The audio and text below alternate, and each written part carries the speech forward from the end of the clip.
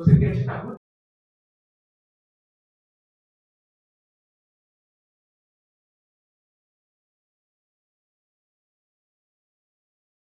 do poder econômico, né? Que tem formalidades democráticas. Então a gente tem que apurar a nossa crítica também para ver talvez a diferença que nós porque eles dizem assim, vocês que fazem a crítica do capitalismo, vocês não têm que botar no lugar.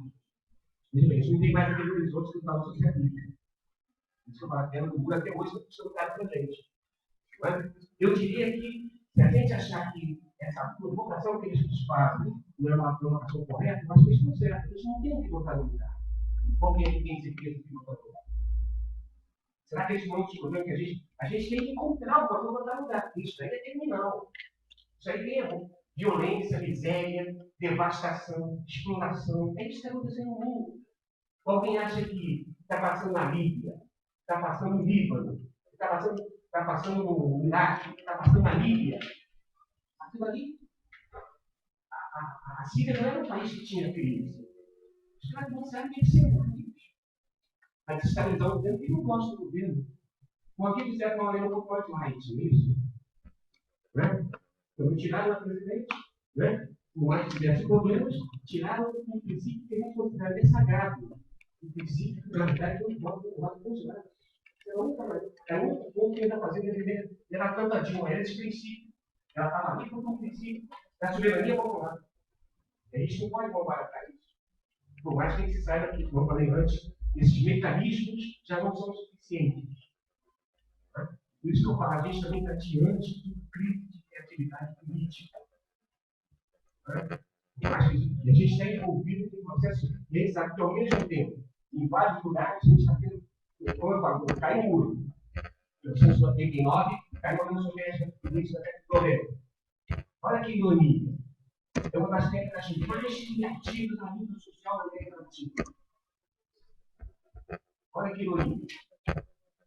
Né? Hoje, por exemplo, vários amigos meus, hoje se apresentam como as maiores lideranças camponesas de toda a América Latina, vocês falam do ano. Peruano. Editam um jornal que vocês deviam baixar luta indígena. Não é de índio, não, estão falando de terra, de mineração. Mas ele era líder camponês típico, e não se considera um líder indígena. Na Bolívia, o líder Cuispe, e também no trotskista, olha só, teoria marxista, né? Maneira sofisticada, hoje se apresenta como líder indígena. E sabe o que eles diziam? Nos anos 80, eles eram líderes camponeses, estavam lutando por terra, é isso? O que eles fazem depois? Eles perceberam, na verdade, que a luta deles não é uma luta pela terra como um meio de produção. Eles começaram a perceber que era preciso olhar para a terra para ter um outro sentido para estar na terra. Ou seja, um outro horizonte de vida. Vocês devem lutar pela terra para continuar em Marte. Lutar pela terra para continuar como bola. Ou seja, não é só a luta pela terra, é a luta pela terra como território, como sentido para a vida. Duas grandes marchas aconteceram em 1990 na América Latina, uma na Bolívia e outra no Equador. Né? Essas duas marchas tinham a mesma palavra de ordem: luta pela vida, pela dignidade e pelo território. Eu digo que isso aí configura um outro tipo de repertório teórico político. Não é luta pela liberdade, igualdade e fraternidade, que é coisa do diabo da Revolução Francesa, na qual muitos de nós nos inspiramos. É a luta pela vida, por tudo que diz respeito à vida, não só a vida humana. Porque quando com a Aymara, com o Yanomami, o que é uma comunidade? É comunidade de vida. Implica os bichos, as plantas, a água, os glaciares, a montanha, o parente, o espírito, tudo junto. Ao mesmo tempo, de uma vez só. Para quem não sabe, esses povos não têm sequer uma palavra para a natureza. E pensar na natureza é pensar numa coisa que não seja eles também como parte. Eles não conseguem pensar separado. Então, ao mesmo tempo, estão pela vida, o que na verdade conecta com o debate ecológico mundial. Mas o debate deles é a vida na sua plenitude. Vai até virar um conceito de bem viver, ou em viver. Aí com vários nomes, cada ponto tem o seu. Suma Camanha, Suma Causai, o ponto, e vivo pá, já conheço uns 10 nomes. Para significar vida em plenitude. Se você quiser traduzir, talvez a palavra em comum seja vida plena. né? Quando a gente diz claramente, em vários lugares, nós não queremos ser desenvolvidos. Né? Nós não queremos, por exemplo, eu ouvi agora na Bolívia, eu recolhi uma frase de um indígena de Simone, que é caçador, coletor e pescador. Né? Aí disseram que queriam introduzir um projeto de desenvolvimento na área, dizendo que eles eram pobres. Eles ganhavam menos de $2 por dia. E nós, a gente não quer ganhar dólar. A nossa vibe é outra. Está noutra vibe. A gente quer ser Simone. Simone não tem dólar. A gente não quer ser medido pelo Banco Mundial. O Banco Mundial define a pobreza com $2 por dia. Eles falam, não queremos ser medidos por essa métrica. Eles dizem assim, a gente não é pobre, a gente é livre. Em cada época do ano, a gente sabe onde tem que a gente pode comer. A gente conhece a vida dos pássaros, dos peixes, andando junto com ele. Vocês têm que matar e botar para fazer depois a necrópsia, você fazer como é que chama? A autópsia e não tem um outro nome. Autópsia está perto. Necrópsia também está perto. Tem onde você chama dissecação. Fazer uma dissecação, que é o termo técnico de biologia. Você conhece o bicho morto. Ele vai conhecer o bicho, tem que acompanhar o bicho. Né? Porque caçar o bicho, como é que eu vou poder caçar o bicho se eu não souber onde é que o bicho está? Esse é conhecimento da vida em vida. Não é conhecimento matando. Né? Esse é um conhecimento que eles têm na universidade. A morte como condição da vida. Né? Eles, na verdade, têm que conhecer a vida. Então, a vida faz essa dimensão. A defesa da vida no seu sentido pleno. Né? Tem uma palavra que eles usam muito, chamada Pachamama, né? Tem uma palavra composta. Pacha, Tainara, Prakichua, são os povos antigos, predominantemente. Pacha é espaço e tempo. Eles não têm uma palavra para espaço e outra para tempo. Diz que tudo é espaço e tempo. Você é espaço, você ao mesmo tempo está no tempo. Diz que não pode separar. Se você quiser pegar esse debate no mundo ocidental, isso é a física quântica. Então, você viu como a gente foi preconceituoso. Como a gente foi preconceituoso. E você, como quis colonizá-los, como você quis colonizá-los, você só coloniza aquele que primeiro você interioriza. Você não coloniza quem é igual. A condição para você dizer que vai te colonizar é te interiorizar. Você é negro, é inferior. Você é índio, é inferior. Você é mulher, é inferior. Você só coloniza quem primeiro você interioriza. Né? Então, quando você interiorizava o outro, você não tinha nada a aprender com quem é inferior. É isso.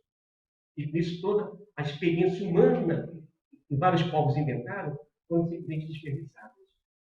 E a humanidade ficou mais pobre. E qual é a riqueza desses povos? É o conhecimento que eles têm do local, da manha, da planície, do vale, da vale. Um conhecimento fantástico que hoje a humanidade precisa desse conhecimento, dessa riqueza. Eles hoje são fontes para isso. Por isso que eu falo que isso aí já vai dando as pistas de outros horizontes teóricos políticos, uma luta emancipatória. Né? Mas a gente, ao mesmo tempo, teve muita gente na tradição da própria esquerda que queria levar um desenvolvimento para eles. Por exemplo, em 1952, tem uma revolução na Bolívia, onde a esquerda chega no poder e pega uma unidade territorial que eles têm, chamada Ainu. Ainu é uma comunidade, um território, uma determinada comunidade, pode imaginar como se fosse um quilômetro. Né? Que a terra e tudo pertence ao Ainu, ao quilômetro, à unidade territorial. E essa autoridade que vem dessa comunidade delega para as famílias terras de acordo com o tamanho da família, se ela é maior ou se ela é menor. Né? Se amanhã tem um conflito de terra, a comunidade se reúne para redefinir. Ninguém pode vender, ninguém pode comprar. Veja bem, eles não eram comunistas por ideologia. Eles não eram comunistas por ideologia. Eles eram por prática cultural. É isso? Aí o que fez a esquerda do poder? Pegou os Aidus e dividiu para fazer a reforma agrária. Dividiu em terras camponesas, isoladas, individualizadas. Ou seja, fragilizou os Aidus. Ou seja, tem também tem um tipo de esquerda com a cabeça colonial, eurocêntrica. Não sabe compreender a riqueza que vem dessas experiências.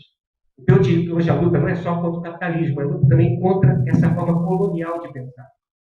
Que desqualifica negros, desqualifica índios, desqualifica os povos diferentes. Comunidades camponesas, inclusive. Né? Você pegar o debate da Rússia soviética, depois de virar a União Soviética, havia um debate fantástico que vinha de grupos sociais que a gente desqualificou, que eram chamados populistas russos. E vão fazer a defesa desses povos, dessas comunas. E para quem não sabe, Marx era simpatizante dos populistas. Contra tudo que a esquerda dizia. Marx era simpatizante dos populistas.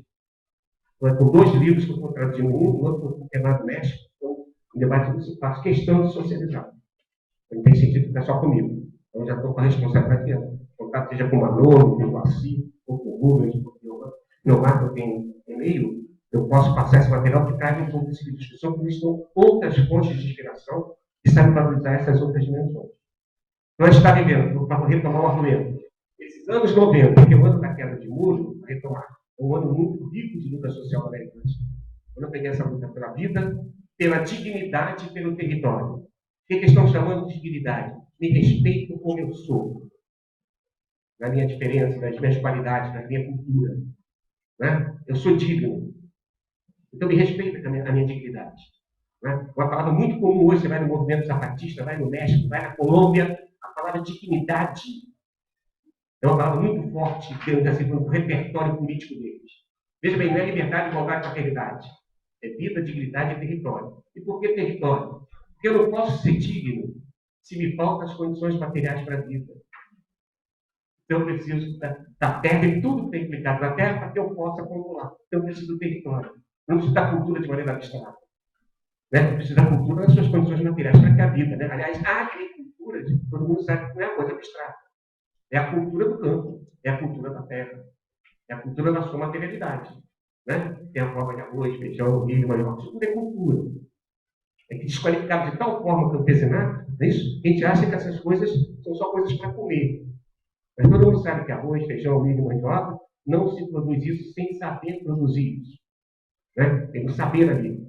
Né? Tem uma semente, tem que você joga para saber se vingou, se não vingou isso. É um processo meio dialógico com a natureza. Se vingou, deu certo, a natureza aceitou. Se não aceitou, tem que encontrar outro caminho. É isso? Tem um processo dialógico. Né? Tem muito saber. Eu costumo dizer que tem muita gente na universidade que vai fazer teste sobre a pesca. Entrevista pescadores faz teste. Provavelmente não sabe pescar. Agora, o pescador que não souber pescar, passa fome. O que eu quero dizer com isso? Que no pescar tem saber. Né? No plantar tem saber. No pescar tem saber. Ou seja, o saber está no fazer. É que a gente tem uma ideia que o saber parece estar no livro. Né? Tem até livro sagrado, alguns é o Corão, outros é a Bíblia, outros é o Capital.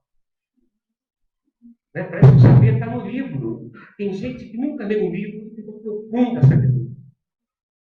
Parece que está faltando nos movimentos sociais essa convicção, essa crença efetiva que a gente está trabalhando com gente que, no fundo, é quem produz tudo que a gente vai poder necessitar para viver. A casa que a gente está morando, tudo isso implica saber.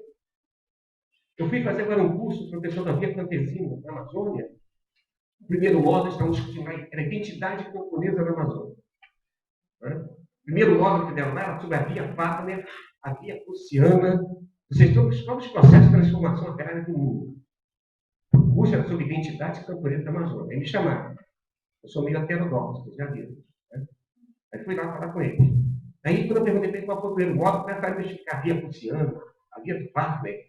Comecei a aprender com eles sobre essas coisas. Conhecia de alguma forma. Aí eu perguntei para eles: quem é que vocês aqui conhecem a cabanagem? Ninguém conhecia a cabanagem. Eram 35 lideranças da Via Campesina. Vivendo na Amazônia, não sabia do maior massacre da história do Brasil. 35 mil pessoas mortas.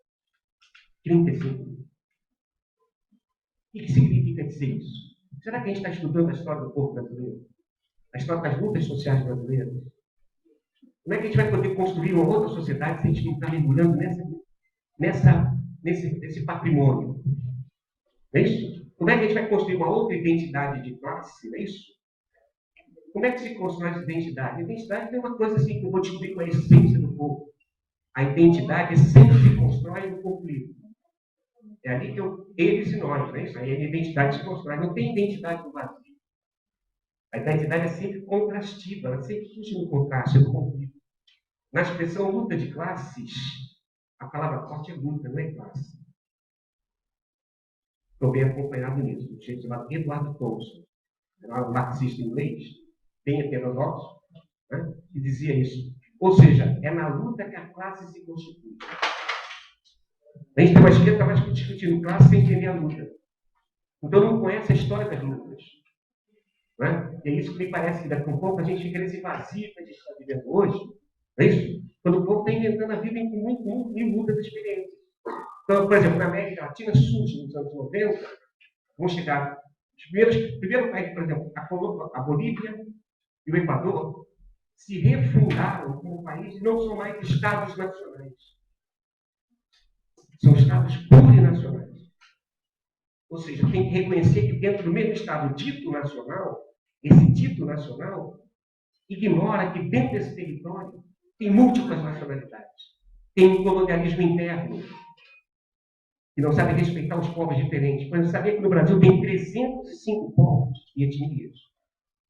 Se fala no Brasil 274 línguas. Como é que a gente olha para isso? Algum de nós se orgulha disso? Na verdade, quando está fazendo uma estrada dessas, né, para fazer a integração nacional, a gente está, na verdade, atravessando essas nacionalidades, esses grupos, violentando-os. Ou seja, ou seriam territórios quilombolas, ou seriam territórios de povo de pasto, né?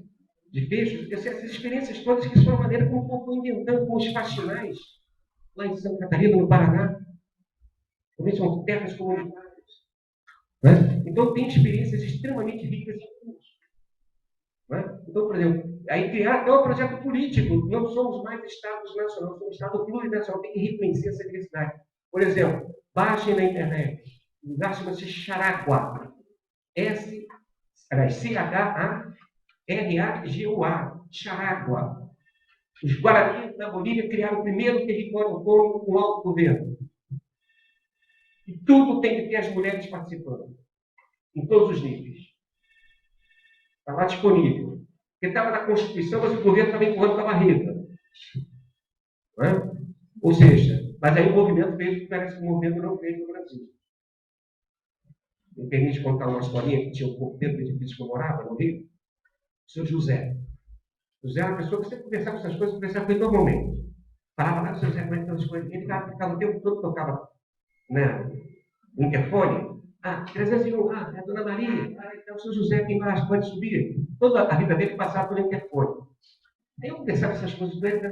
Aí ele virou para mim e falou assim: professor, governo é igual interfone.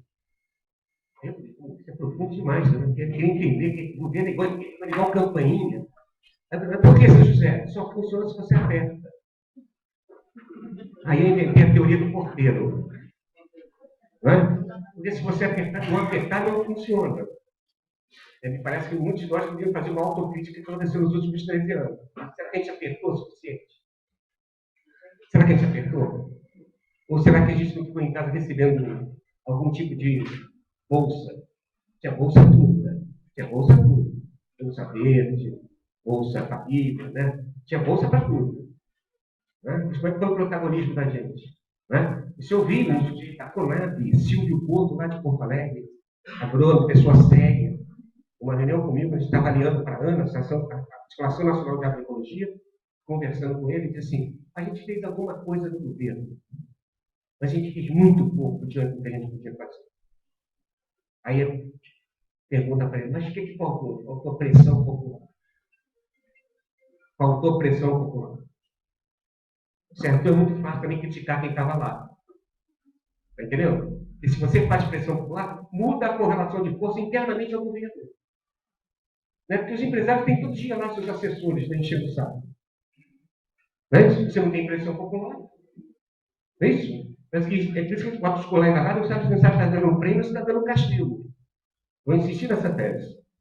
Né? Então, veja só que eu estou querendo fazer aqui um pouco de reflexão. Ao mesmo tempo que é um momento difícil, um momento que cai o muro, como está caindo o nosso muro agora interno. Né? Com essa crise aí que está no Brasil atualmente. Então, nos anos 80, 90, tivemos uma crise da queda do muro, mas na América Latina um movimento extremamente intenso. A Constituição do Equador incluiu a ideia do bem viver. Ou seja, uma outra forma, ou seja, era um debate não só do desenvolvimento, era para além do desenvolvimento. Estão lá todos enrolados como inventar isso. Nós queremos escapar dessa ideia, sabendo que essa ideia de que a felicidade humana vem pelo shopping center, isso não é horizonte para a vida. Talvez essa seja a principal vitória dos Estados Unidos, do ponto de vista subjetivo. É vender para o mundo inteiro o seu modo de vida. Né? Porque é muito fácil também criticar os norte-americanos, mas quando você chega nos bairros de classe média, o que eles querem da vida? Aliás, o que era o rolezinho? Né? O rolezinho, acho que era a síntese da mediocridade nacional. Estou aqui provocando muita gente. Era o andar de baixo, começando a ir para o shopping, não é isso? E o pessoal, a coxinha, que estava acostumado com o shopping, ficando puto com o pessoal do shopping. Tinha muito negro no shopping, no aeroporto, cara. O shopping negro demais. Não é isso? Mas é como se o horizonte de emancipação fosse o shopping. Por mais que isso provoque uma certa tensão, não é isso? Na verdade, revela a contradição. Mas o horizonte é esse? Volta à frase do Gandhi. Para desenvolver a Inglaterra é necessário o planeta inteiro para desenvolver a Índia. Não tem, isso não é solução. Né? Eu acho que aqui a gente tem um repertório de questões, né? E o desafio. E o horizonte que eu vejo daqui para frente, no Brasil em particular, acho que não tem alternativa. Se você for ver o que o temeroso, o temerário, que o nome dele facilita, né? Tem uma atriz, né? Facilita, que é Temer, né? Até costumo dizer que Temer, para ser instituído como Temer, tem que ter centro circunflexo no primeiro R. Né? Como não tem, é para temer. Né? Que é a maneira correta de ler o nome dele. Só que o nome dele facilita, temeroso, temerário, né? É. Se vocês pegarem que aprovado nessa PEC aí, congelamento por 20 anos de investimento em saúde e educação, imagina o que vem por aí. Não tem alternativa para a gente. Os conflitos vão aumentar.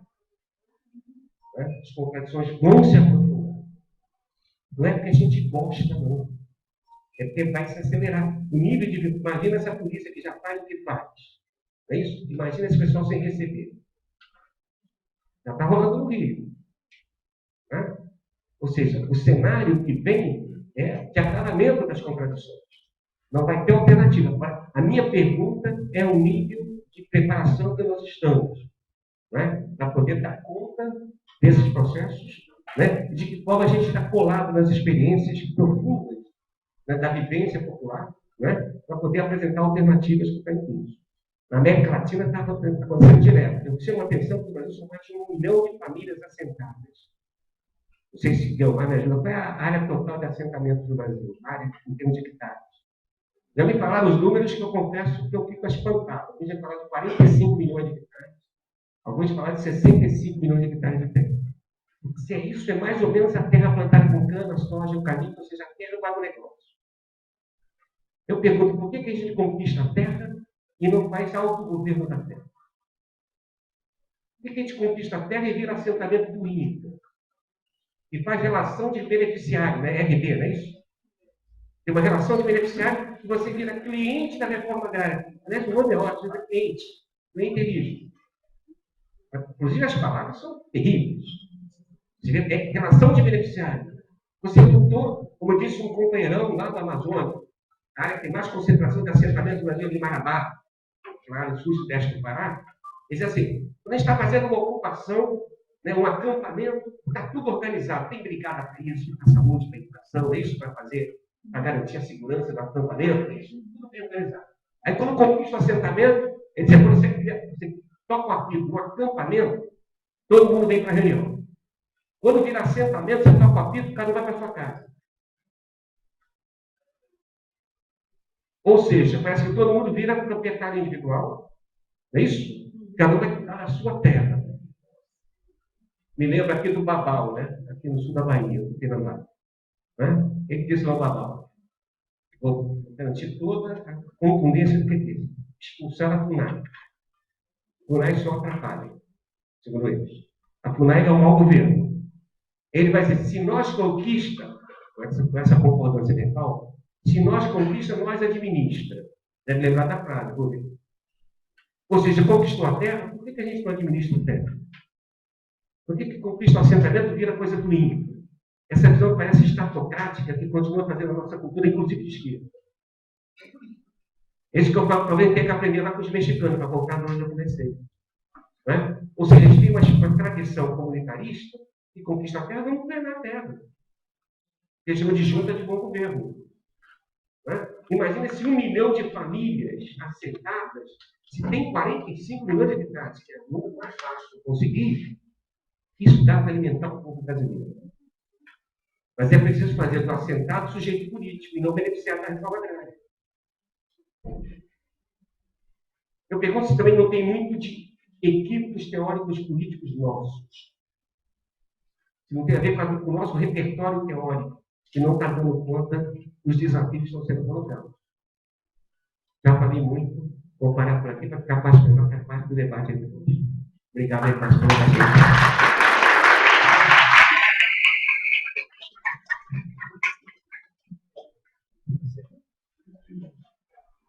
Agradecer pela excelente fala introdutória aqui do Carlos. E, como a gente disse, apesar do microfone, uma necessidade por conta de transmissão, não sei se vocês sabem, nós estamos transmitindo diretamente pela internet, no site twitchcast.tv/César_Bahia.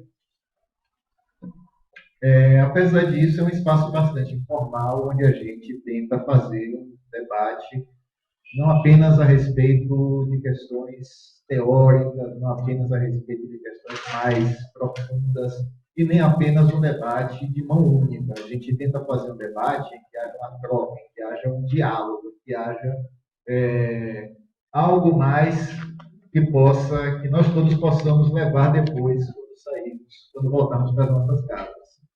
E, evidentemente, agora a gente conta com a participação de quem quiser se inscrever para falar, de quem quiser compartilhar uma experiência, de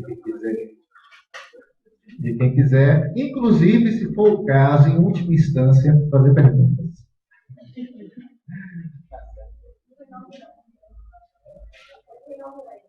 Tayana inaugura.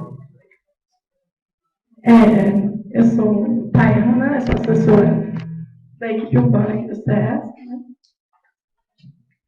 E, na verdade, ao longo do dia a gente veio conversando, pelas inquietações já foram surgindo, e acho que eu consegui, né, organizar assim. A gente, na verdade, já vem um tempo que a gente vem discutindo sobre bem viver, né, dignidade, vida território. A gente teve um seminário sobre bem viver aqui, então algumas pessoas que estão aqui estavam nesse seminário, né? O MSTB, que é um movimento, né, aqui da Bahia, o movimento central da Bahia, que tem uma perspectiva.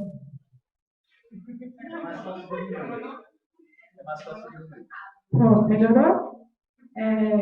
Tem essa compreensão, né, de comunidades bem viver que tem uma origem, né, mais na perspectiva dos quilombos, foi beber em Canudos, Belo Monte, e na inspiração da resistência indígena, né, do Brasil.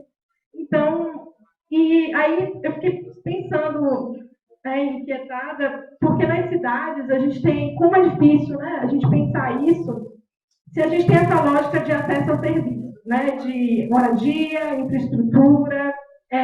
A luta cotidiana dos movimentos tem sido essa luta pelo Estado, pela presença do Estado, pelos bens de consumo, né, pelas necessidades mais básicas, que é essa lógica do desenvolvimento do capitalismo. Como pensar isso, né? E aí a gente pensar na identidade, né, como ele colocou, do contrário, de ser o contrário, né, a gente pensar essa identidade. E aí, quando a gente pensa na identidade do urbano, tem sido a identidade do sem. A gente comentou também de manhã, né, o sem teto, né, o sem escola, o sem transporte, né, pensar isso. Assim, a gente tem o sem terra, mas aí tem uma diversidade de identidades colocadas, como você trouxe, mas no urbano a gente não consegue trazer isso, né, pelo menos não tem tantas experiências. E aí tem também a luta por existir nas favelas, né, por conta da violência policial, do conflito do tráfico. E a gente estava nesse encontro e a gente ouviu, né, o bem viver já existe para os brancos, num debate, né, porque tem a questão da dimensão racial que a gente tocou de manhã. Então, como pensar essas práticas no urbano, né? Como pensar, e aí no debate, a gente está tão homogeneizado, tão interiorizado nesse processo de dominação e de colonização no urbano, isso está tão colocado que a gente nem enxerga e quais são esses elementos, né, de identidade para pensar isso. E aí tem a questão, né, do território, que aí pensar o território como condição material, né, como um meio que proporcione também essas práticas comunitárias, né? A gente, no urbano, essa dinâmica com o território, né, inclusive nas questões urbanas, assim, a discussão do território ainda é incipiente. A gente discute muito a moradia, a habitação, e essa discussão do território ainda ela é, né, incipiente. E essa relação com o território, com o meio de produção, com as posições de